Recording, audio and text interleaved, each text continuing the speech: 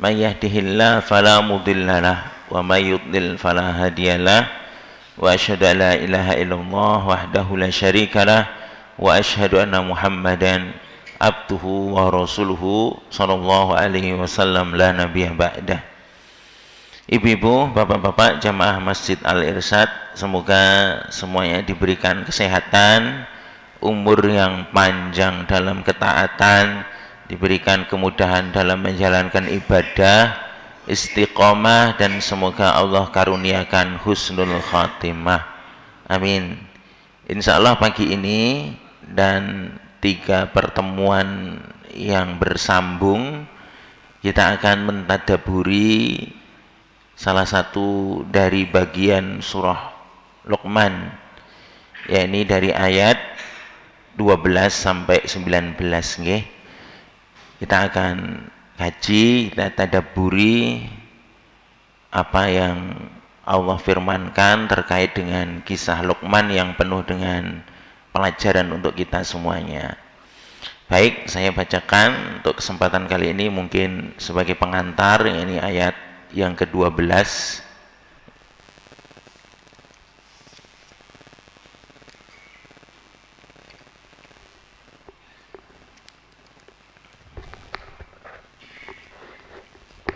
Mohon maaf. Di mana Allah Subhanahu wa taala berfirman, وَلَقَدْ آتَيْنَا لُقْمَانَ الْحِكْمَةَ أَنِ اشْكُرْ لِلَّهِ وَمَنْ يَشْكُرْ فَإِنَّمَا يَشْكُرُ لِنَفْسِهِ وَمَنْ كَفَرَ فَإِنَّ اللَّهَ غَنِيٌّ حَمِيدٌ. Allah Subhanahu wa taala berfirman, dan nanti akan disambung dengan ayat-ayat yang lain tentang nasihat-nasihat yang Allah sebutkan terkait dengan kisah Luqman. Allah mengawali dengan firman-Nya, walaqad ataina Luqmanal hikmah. Sungguhnya kami telah memberikan kepada Luqman hikmah. Siapa itu Luqman? Sampai Allah abadikan di dalam Quran, bahkan satu surah dinamakan surah apa? Luqman. Ya, para ulama diantaranya menyebutkan Luqman, beliau adalah seorang dari negeri Habasyah. Dari negeri apa? Habasyah. Ya, secara fisik disebutkan oleh sebagian ulama beliau adalah orang yang berkulit hitam, bibirnya tebal, tubuhnya pendek, kemudian kakinya pecah-pecah. Masya Allah. Ya. Tapi ternyata sebagaimana sabda Nabi SAW, innallaha la yanzuru ila suwarikum walakin yanzuru ila qulubikum wa a'malikum. Sesungguhnya Allah tidak melihat kepada bentuk fisik kalian, akan tetapi Allah melihat apa yang ada dalam hati kalian dan melihat amal-amal kalian. Masya Allah. Luqman mungkin secara fisik tadi yang sudah disebutkan mungkin agak kurang, akan tetapi Allah tidak melihat itu. Allah melihat dari hati yang ada pada diri Luqman, dan Allah melihat amalan Luqman sebagai seorang yang sangat taat, seorang yang salih, dan inilah kemuliaan di sisi Allah yang mana Allah sebutkan, inna akramakum indallahi atqakum. Sungguhnya orang yang paling mulia di antara kalian adalah orang yang paling bertakwa. Jadi orang yang paling mulia di antara para manusia di sisi Allah adalah orang yang paling bertakwa. Ya, Luqman ini seorang pribadi yang sangat taat, rajin beribadah, dianugerahkan ilmu dan pemahaman yang baik. Para ulama berbeda pendapat, Luqman ini apakah seorang nabi atau orang soleh. Kebanyakan ulama menyebutkan Luqman ini adalah orang yang soleh, bukan seorang apa? Nabi. Jadi Luqman tidak diberi wahyu, ya, tapi beliau seorang yang solih, seorang yang taat dan rajin beribadah, dan Allah muliakan Luqman, abadikan namanya di dalam Al-Quranul Karim. Ya, itu diantara faidah yang pertama tentang siapa? Luqman, ya. Walaupun secara fisik mungkin kurang, akan tetapi Allah tidak melihat itu. Allah melihat ketakwaannya. Dan salah satu contohnya adalah siapa tadi? Luqman, ya. Kemudian Allah menyebutkan walaqad ataina Luqmanal hikmah, kami memberikan kepada Luqman hikmah, ya. Di antara keutamaan Luqman, Allah berikan kepada beliau apa? Hikmah, ya. Hikmah ini adalah anugerah dari Allah Subhanahu wa taala yang Allah berikan kepada orang yang dikehendakinya. Yang Allah berfirman, ya, yu'til hikmata man yasha wa man yu'tal hikmata faqad utiya khairan katsira. Allah sebutkan Allah memberikan hikmah kepada siapa saja yang Dia kehendaki. Barang siapa yang diberikan hikmah oleh Allah, dia telah mendapatkan kebaikan yang sangat banyak. Di antara orang yang diberikan hikmah oleh Allah adalah siapa? Luqman. Bahkan Luqman digelari dengan Luqman Al-Hakim, ya. Luqman yang penuh dengan hikmah, ya. Apa itu hikmah? Ya, para ulama menjelaskan di antara makna hikmah adalah ilmu yang bermanfaat dan amal soleh. Ini namanya apa? Hikmah. Ini di antara makna hikmah, yaitu ilmu yang bermanfaat dan amal soleh. Seorang mungkin punya ilmu, tapi tidak diberikan hikmah, karena mungkin dia tidak bisa mengamalkan apa? Ilmunya. Jadi hikmah adalah ilmu yang bermanfaat dan amal apa? Soleh. Seorang mungkin saja dia punya ilmu yang banyak, ilmu yang luas, tapi belum tentu dia mendapatkan apa? Hikmah. Makanya yang diberikan hikmah, maka sungguh dia telah mendapatkan kebaikan yang banyak. Wa may yu'tal hikmata faqad utiya khairan katsira. Barang siapa yang diberikan oleh Allah dengan hikmah, sungguh dia telah mendapatkan kebaikan yang sangat banyak. Ya. Di antara makna hikmah adalah menempatkan sesuatu pada tempatnya, ya, menempatkan sesuatu pada tempatnya dan tidak saling bertentangan dengan makna yang pertama tadi, ya, ilmu yang bermanfaat dan amal soleh. Di antara makna hikmah yang lain yang masuk dalam kandungan hikmah adalah menempatkan sesuatu pada apa? Tempatnya. Seperti firman Allah Subhanahu wa taala, ud'u ila sabili rabbika bil hikmah.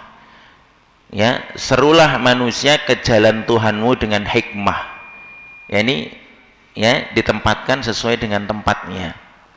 Ya, yaitu kalau diterjemahkan ya sesuai dengan kebijaksanaan. Kapan seorang harus tegas, kapan seorang harus lunak, yaitu namanya apa? Hikmah. Dan enggak mudah orang yang diberikan apa? Ya, ilmu untuk bisa bersifat apa? Hikmah, ya. Jadi menempatkan sesuatu sesuai dengan tempatnya. Mungkin orang itu tadi diberikan ilmu yang banyak, tapi dia kurang apa? Hikmah, ya. Dia kurang hikmah. Ilmunya banyak, tapi kurang apa? Hikmah, ya. Ibaratnya berdakwah, ya. Memang betul, ya, bahwasanya dakwah itu butuh ilmu. Tapi terkadang ilmu harus dibarengi dengan apa tadi? Hikmah. Misalnya melihat satu kemungkaran, ya. Nah, inilah butuh apa namanya? Hikmah. Tujuannya adalah menghilangkan kemungkaran atau meminimalisir kemungkaran. Terkadang orang yang punya ilmu belum tentu dikaruniakan apa? Hikmah. Terkadang pengen menghilangkan kemungkaran, malah justru menimbulkan kemungkaran atau kemudorotan yang lebih apa? Besar. Ya, ibaratnya ada rumah, ya, itu misalnya ada tikusnya, ya, tikus memang mengganggu, harus dihilangkan sebisa mungkin. Ya, ya orang ini punya modal senjata, senjatanya mungkin punya bom, punya tank, punya pistol, punya pedang, ya, punya pelintang, punya tembakan apa namanya binatang, punya macam-macam. Nah, nah ini butuh hikmah. Ya betul dia punya senjata yang banyak, tapi kalau kurang hikmah, wah, bukan malah tikusnya apa namanya mati atau terusir, sekalian sak rumahnya bisa apa hancur. Ya betul dia punya senjata, dia punya ilmu, tapi ketika dia kurang hikmah, ya bomnya dipasang, ya tujuannya apa, ya untuk membunuh tikus, ya tikusnya memang mati tapi rumahnya juga apa hancur. Betul dia punya senjata tapi dia kurang hikmah. Seorang yang berilmu mungkin ilmunya banyak, mungkin dia kuliah S1, S2, S3 banyak, tapi ketika berdakwah belum tentu dia bisa apa hikmah, ya belum tentu bisa hikmah. Mungkin betul di satu masyarakat ada kemungkaran, betul, ya, tapi ketika kurang hikmah malah justru menimbulkan kemungkaran dan kemudaratan yang lebih apa besar. Makanya barang siapa yang diberikan hikmah, sungguh dia telah diberikan kebaikan yang sangat banyak. Yu'til hikmata may yasha wa may yu'tal hikmata faqad utiya khairan katsira. Ya, Allah memberikan hikmah kepada siapa yang Allah kehendaki. Barang siapa yang diberikan hikmah, sungguh dia telah diberikan kebaikan yang sangat banyak. Dan itu adalah diantara makna apa? Hikmah. Dan hikmah ini diberikan kepada siapa? Luqman. Ini Luqman al-Hakim, ya, Luqman al-Hakim. Baik. Kemudian, ya, di antara yang Allah firmankan tentang Luqman, anishkur lillah. Kemudian faedah yang kedua, faedah yang ketiga, ya, Allah berfirman setelah menceritakan Allah memberikan karunia kepada Luqman berupa apa tadi? Hikmah. Kemudian Allah perintahkan anishkur lillah, hendaknya engkau bersyukur kepada apa? Allah. Anugerah ilmu, anugerah amal saleh, anugerah hikmah itu adalah sesuatu yang patut untuk apa? Disyukuri. Ya, jangan dibayangkan yang patut disyukuri itu hanya sekedar nikmat-nikmat dunia, dikasih rizki yang banyak, uang, kemudian apa? Bersyukur. Ya, sungguhnya ada nikmat-nikmat terkait dengan ukhrawi, akhirat yang perlu untuk apa? Disyukuri. Di antaranya ketika mendapatkan ilmu, diberikan kemudahan untuk beramal soleh, ini perlu disyukuri. Ya, dikisahkan Al-Imam Abu Hanifah rahimahullah, salah satu imam madhab yang 4. Ya, Al-Imam siapa tadi? Abu Hanifah rahimahullah taala. Ya, ini imam dari madhab Hanafi. Ya, beliau dikaruniakan ilmu yang sangat luas. Beliau pernah ditanya, ya, bima adrakal ilma, gimana sih wahai Imam Abu Hanifah engkau bisa mendapatkan ilmu? Gimana kok bisa mendapatkan ilmu yang begitu luas? Apa kata beliau? Bilhamdi wasyukri. Apa kata beliau? Bilhamdi wasyukri. Aku senantiasa memuji Allah dan bersyukur kepadanya. Ya, kata beliau, ya, kullama wufiktu ala ilmin wa hikmatin, setiap kali aku diberikan taufik, kemudahan dalam memahami satu ilmu atau diberikan hikmah, maka aku bersyukur dan memuji Allah, fasdada ilmi, kemudian ilmuku menjadi bertambah. Masya Allah. Jadi salah satu yang perlu disyukuri adalah apa tadi? Nikmat diberikan apa? Ilmu. Kemudian nikmat, ya, ketika seorang dimudahkan untuk beramal saleh. Karena tidak setiap orang itu dimudahkan beramal saleh. Ketika seseorang diberikan taufik oleh Allah untuk beramal saleh, maka ini nikmat, disyukuri. Ya, Sehingga dengan harapan ketika dia bisa beramal soleh, dia syukuri, maka dia akan dimudahkan untuk beramal soleh yang lain. Ya, karena kata para ulama, inna min jazai al-hasanah al-hasanat ba'daha. Sesungguhnya balasan suatu kebaikan, dia akan dimudahkan untuk melakukan kebaikan-kebaikan berikutnya. Masya Allah. Jadi ketika seseorang dimudahkan untuk melakukan satu kebaikan, hendaklah dia bersyukur. Ya, bersyukur kepada Allah. Jangan diberikan taufik, tiba-tiba digerakkan hatinya, mendapatkan ilham untuk beramal saleh, disyukuri. Tidak setiap orang mendapatkan itu. Fa'alhamaha fujuraha wa taqwaha, qad aflaha man zakkaha wa qad khaba man dassaha. Ketika seorang mendapatkan ilham dalam ketakwaan, maka ini nikmat dari Allah, syukuri. Tergerak hatinya, saya pengen baca Quran, ya sudah, baca Quran, kemudian alhamdulillah ya Allah, ya. Tergerak hatinya untuk berinfak, sedekah, bersyukur kepada Allah, alhamdulillah, ya. Maka barang siapa yang dia bersyukur, maka Allah akan tambah nikmatnya, ya. Ketika dia bersyukur atas ilmu, maka Allah akan tambah ilmunya. Ketika dia bersyukur tentang masalah amal soleh, maka Allah akan tambah amal soleh untuknya. Masya Allah. Ini yang kadang sering dilupakan, ya. Namanya nikmat yang disyukuri itu biasanya yang konkret, yang bentuknya apa? Duit, ya kan, gitu kan, ya, bentuknya duit, keduniaan. Padahal ini adalah sesuatu yang penting yang perlu kita syukuri, bahwasanya wal akhiratu khairu wa abqa, dan akhirat itu lebih baik dan lebih apa? Kekal. Maka ibu bapak, saya mengingatkan untuk diri sendiri dan bapak ibu sekalian, ya, ketika dimudahkan dalam satu ilmu, dimudahkan melakukan amal soleh, maka perbanyak memuji Allah dan bersyukur. Dengan itu harapannya ilmu akan ditambah dan diberkahi, dan amal soleh juga akan ditambah dan diberkahi. Oleh karena itu, ya, para ulama menyebutkan bahwasanya syukur itu dengan nama al-hafid. Syukur itu namanya al-hafid, artinya si penjaga nikmat, sehingga nikmat tidak hilang. Itu diantaranya syukur.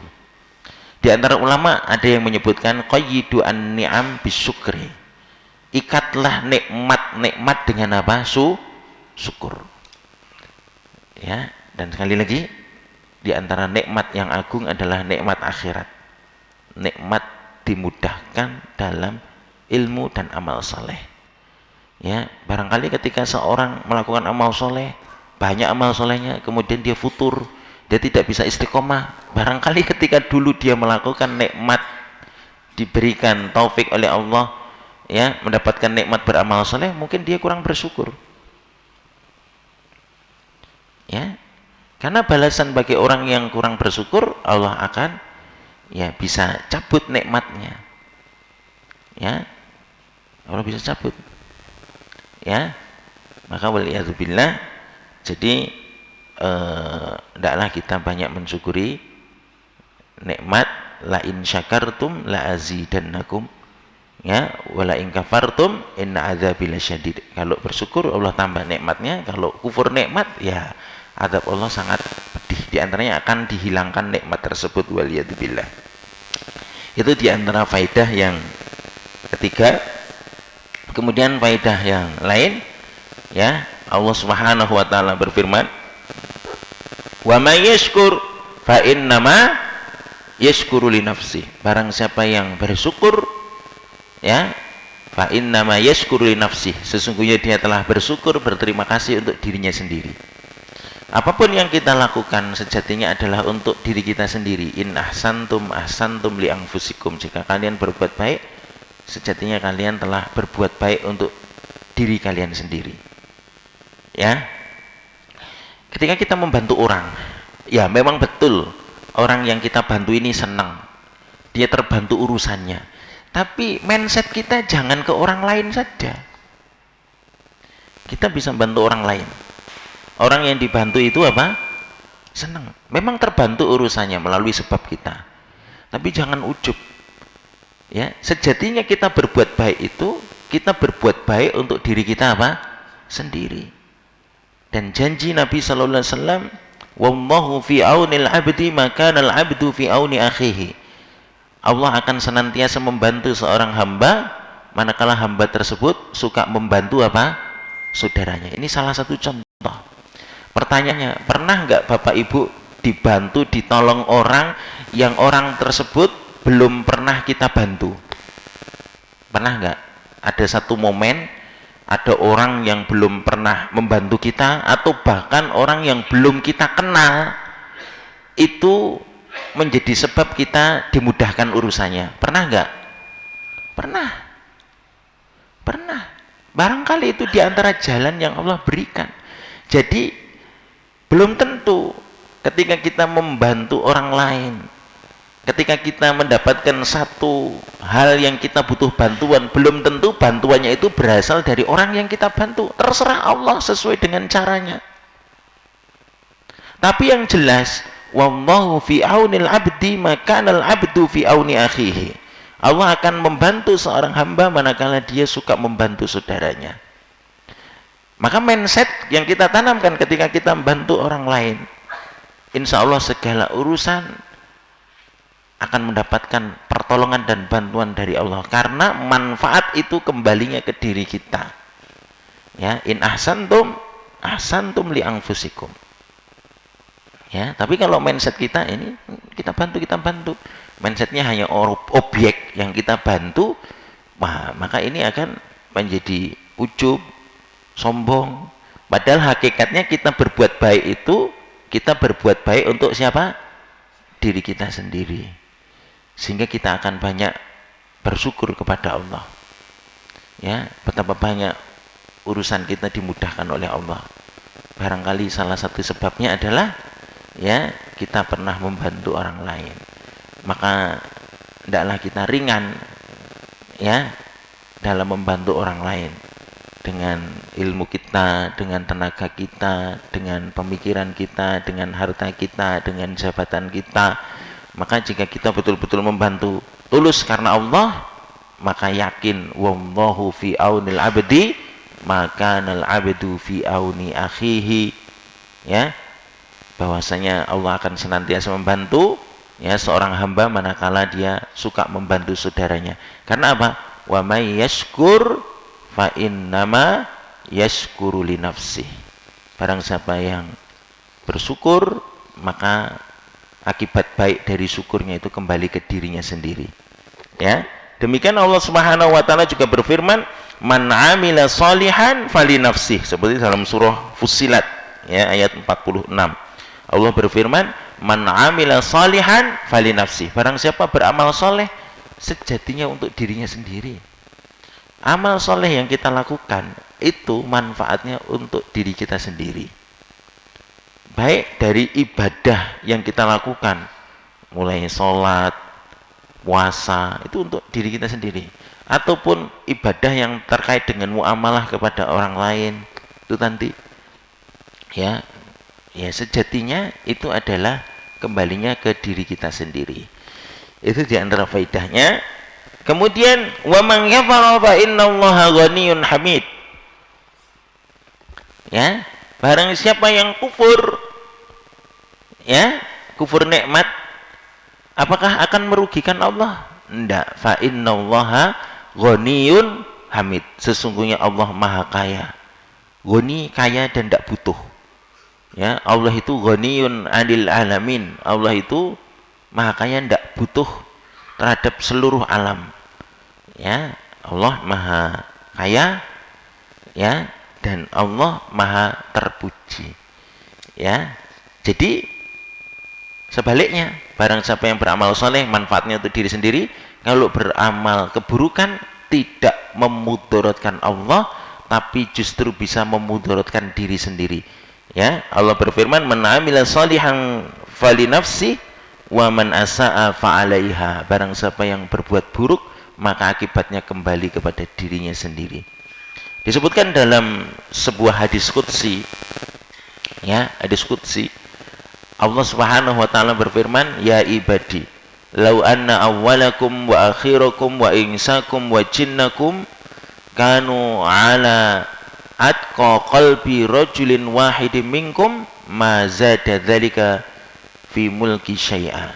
Wahai hambaku, seandainya kalian semuanya dari kalangan manusia, dari kalangan jin, semuanya memiliki hati yang paling bertakwa, hatinya baik semuanya, ibaratnya seperti Luqman, semuanya baik semuanya, ya, mazada dzalika fi mulki syai'a, yang demikian itu tidak akan menambah kerajaanku sedikit pun, semuanya baik, ya, tidak akan menambah kekuasaan Allah, tidak akan menambah kemuliaan Allah, karena Allah adalah raja yang mutlak, ya, yang tidak membutuhkan apa, ya, kebaikan dari para hambanya. Berbeda dengan raja-raja di dunia, berbeda dengan penguasa-penguasa di dunia. Misalnya seorang raja punya banyak menteri, seandainya menteri-menterinya nggak menjalankan tugas, ya, kira-kira ya repot sang raja, ya, sang raja akan repot.